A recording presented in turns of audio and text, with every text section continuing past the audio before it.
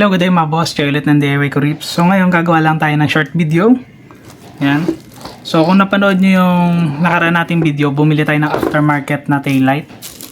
Yan. Dahil nasira na rin yung aftermarket din natin na taillight na isa. Pero as stated sa previous video, no, mas gusto ko yun compare dito. Kaso nga lang ito kasi is mas mura. Yung design nito parang ewan ko, mas maganda pa rin yung luma. Isa pa dun sa hindi maganda dito, hindi mo magagamit yung Bluetooth function niya kung hindi mo siya sasalpakan ng USB. Yan. So meron siyang USB slot.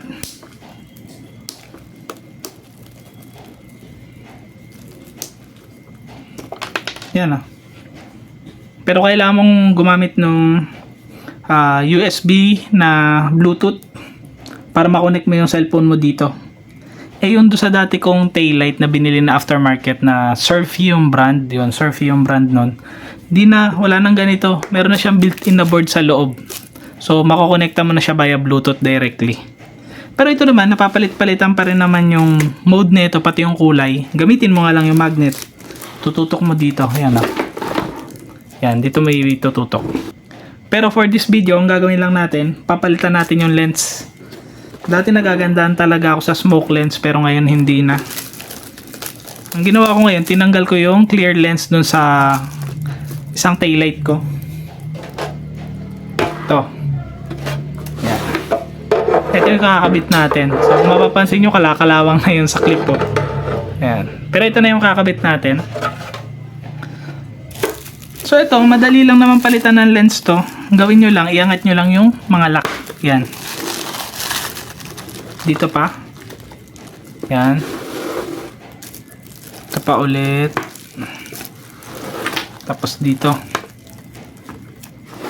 Tapos ikot nyo lang.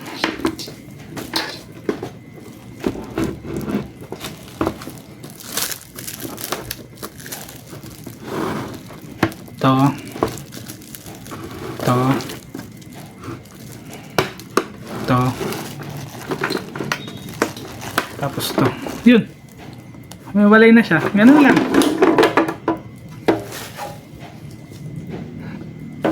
Yan. So dati, akala ko kailangan ko pantanggalin yung screw dito sa likod. Ito. Yan. Yan. So hindi na pala. Dahil ito lang yung nag-hold sa kanila. Tapos wag nyo lang kalimutan ibalik tong goma. Yan o. Ayan kasi yung pang waterproof dyan.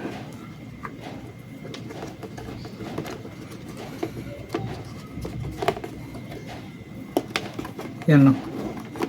Parang aluwag na nga eh. Oh.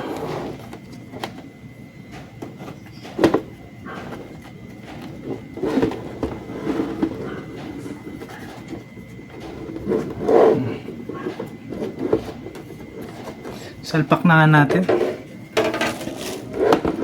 Yan. Yan. Tapos iayos nyo lang muna yung goma.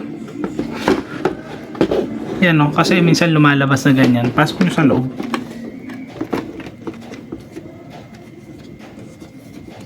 Yan.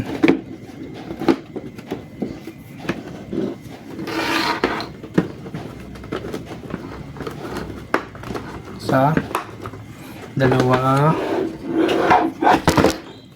Teka na. Ayan. So, yan.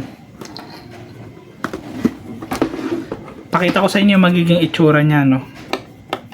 Yan. Wait lang, i-ayos ko lang yung camera. Yan.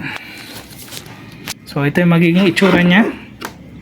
So, mas maganda talaga pagka clear lens. Yan. Kasi nakikita rin yung kulay puting accent niya sa loob. Ayan o.